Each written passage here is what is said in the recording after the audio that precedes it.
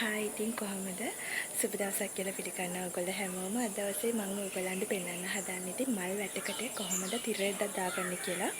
ඉතින් අපි බලමු කොහොමද මේ වැඩේ කරන්න කියලා. වීඩියෝ එකත් එක්ක දිගටම රැඳිලා ඉන්නකෝ ස්කිප් නොකර. අපි බලමු කොහොමද කරන්න කියලා. ඉතින් මම මේ අවස්ථාවේදී ඔයගොල්ලන්ට පෙන්වන්නම් මම මොකේදද මේ වැඩේ කරන්න ලෑස්ති වෙන්නේ කියලා. ඉරිස් දාන මේකා බෝතල් වලින් සතියක් අත ඉඳන් කරන්න නැතුව ගොඩක් දේවල් කරන්න පුළුවන්. ඉතින් මෙන්න මේ ප්ලාන්ට් එකකින් තමයි මම අද ඔයගොල්ලන්ට මේ මගේ වීඩියෝ එක කරන්නේ. ඉතින් ලස්සන ෆොටෝස් එකක් තමයි තියෙනවට පේනවා නේද? ලස්සනයි හරියට මේක. ඔන්න ඔය විදිහ තමයි ඒක පේන්නේ. ඉතින් බලන්න කොච්චර ලස්සනද කියලා. ඉතින් අපි බලමු කොහොමද මේ වගේ ලස්සන ප්ලාන්ට් එකකින් අපි වැඩි සුපිරිම කරගන්න කියලා. රැඳිලා ඉන්න දිගටම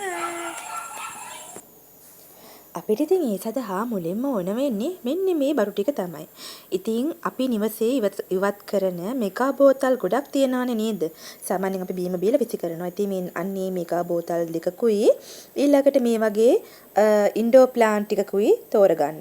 ඉතින් මේවට පොතෝස් කියලාත් කියනවා හොඳද? සාමාන්‍යයෙන් ඉතින් ඉන්ඩෝර් ප්ලාන්ට් වර්ග තමයි ඉතින් අපි මේකට සාමාන්‍යයෙන් හඳුන්වන්නේ.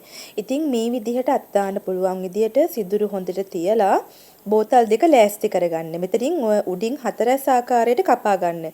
ඊට පස්සේ බෝතලේ මූඩිය තියෙන විදිහට බෝතලේ මූඩිය සිදුරු කරන්න ඕනේ නැහැ. ඔයාලට පුළුවන් බෝතලේ යට අඩිය සිදුරු ටිකක් තියාගන්න. මම මෙතන 6ක් තියාගෙන තියෙනවා යට අඩියෙන්. ඒ වගේම උඩින් 4ක් තියලා තියෙනවා සිදුරු. මොකද උඩින් මට මේක එල්ල ගන්න ඕනේ නිසා. ඒ වගේම තමයි යාළුවනේ මම මේක උඩ එල්ලන්න තමයි හදන්නේ. ඉතින් හැංගර් පොට් වගේ උඩ එල්ලන්න තමයි හදන්නේ. ඉතින් රුපියලක්වත් විදන් කරන්න ඕනේ නැහැ. අපිට ලස්සන පොට් එකක් හදා ගන්න පුළුවන් මේකෙන්. ඉතින් මුලින්ම මම මේකට පස් දාන්න තමයි ලෑස්ති වෙන්නේ.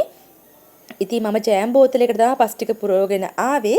ඔයාලා ඉතින් කැමති විදිහකට ඒක කරගන්න. මොකද මේක මට හරි ලේසි. මේක ඇතුළට මේ පස් ටික දාගන්න මම ඒක හින්දා හැමතරම මේ කැත වෙන්නේ නැති විදිහට ඉතින් දාන්න ලේසි හින්දා මම ගත්තා. මේකත් ඉතින් ඉවත දාලා තිබිච්ච ජෑම් බෝතල් ටිකක්. ඉතින් මම ඒක ප්‍රයෝජනයකට ගත්තා ඒ විදිහට.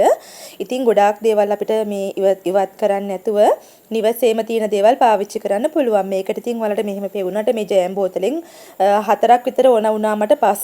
ඉතින් ඔයාලටත් පුළුවන් ඔයාලා කැමති විදියට මාධ්‍යයක් මේකට දාගන්න. ඉතින් ගොඩක් හොඳයි චූටි පොල්ලෙලි කැබලි ටිකක් දාලා උඩින් කොහොබත් ටිකක් දාගන්නවා නම් වැලිත් එක්ක මිශ්‍ර කරලා එහෙම නැතිනම් ඔයාලා කැමති විදියට කොම්පෝස්ට් ටිකක් දාන්න. මේකේ බර සැහැල්ලු වෙන තරමට තමයි උඩ එල්ලපුවාම කිසිම කරදරයක් නැතුව ලස්සනට තියෙන්නේ.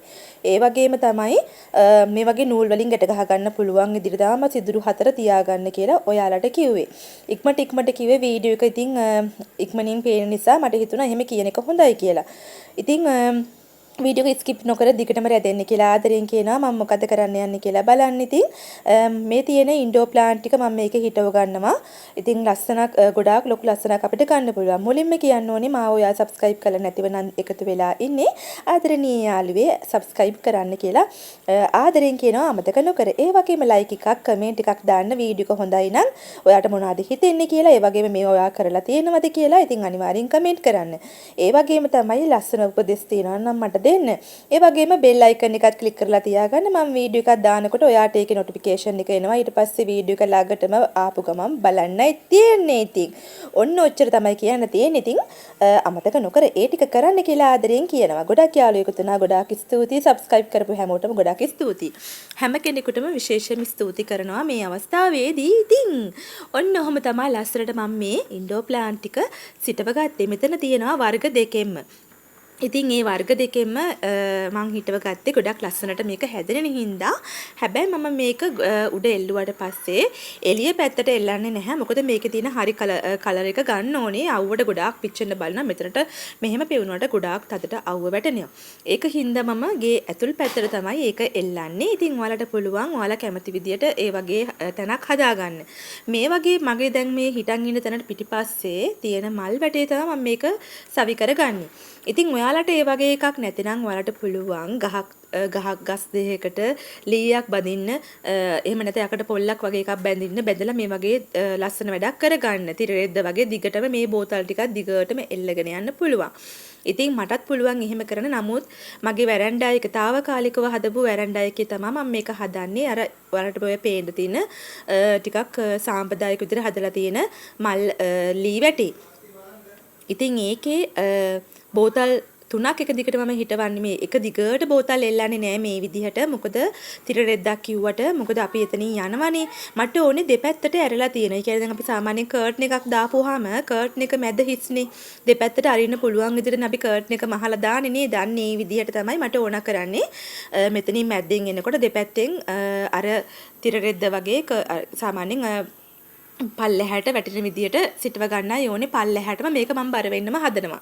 ඉතින් ඒකට පොහොර ටිකක් දාන්න ඕනේ. මේ වගේ චූටි චූටි වැඩ ටිකක් තියෙනවා. ඉස්සරහට ඒක අපි බලමු. වීඩියෝ එක රැදිලා ඉන්න ඔයගොල්ලෝ. ඉතින් ඉස්සරහට වීඩියෝ වලින් මම මේ සියලුම දේවල් වලට පෙන්නනවා. ඉතින් මේ වීඩියෝ එකකින් කරන්නේ මම ඒ ටික තමයි අද දවසේ ඔයගොල්ලන්ට ඉතින් ඉවත දාන මේ වගේ මෙගා බෝතල් වලින් රුපියලක්වත් විදන් කරගන්න නැතුව පරිසරයට මුදා හරින්න නැතුව මදුරුව බෝ කරන්න නැතුව අපවිතර කරන්න නැතුව මේ වගේ පුංචි පුංචි දේවල් කරන්න පුළුවන් නම් ගොඩක් හොඳයි නේද? ඉතින් ඒ නිසා මේ දේවල් කරන්න කියන ගමන් මගේ වීඩියෝ ගොඩාක් මම ඒ සම්බන්ධව කරලා තියෙනවා. අලුත් අය ඉන්නව නම් බලලා නැති අය ඉන්නව නම් ඒ වීඩියෝ නරඹලා ඔයාගේ ජීවිතයට ආදර්ශයක් එකතු කරගන්න කියලා ආදරෙන් කියනවා. ඉතින් ඔන්න ඔය විදිහට තමයි මම පටි 4 කොනට ගැට ගහගත්තේ. ඉතින් බලන්නකෝ සිටුවට පස්සේ ලස්සනක් එකතු කරන විදිහ කොහොමද කියලා. ඉතින් මට ගැළපෙන විදිහට මට ආස විදිහට මම මේ දේ කළා උනාට ඔයාලට පුළුවන් ඔයාලා කැමති දේවල් ටිකක් ඒක සඳහා තෝරගන්න.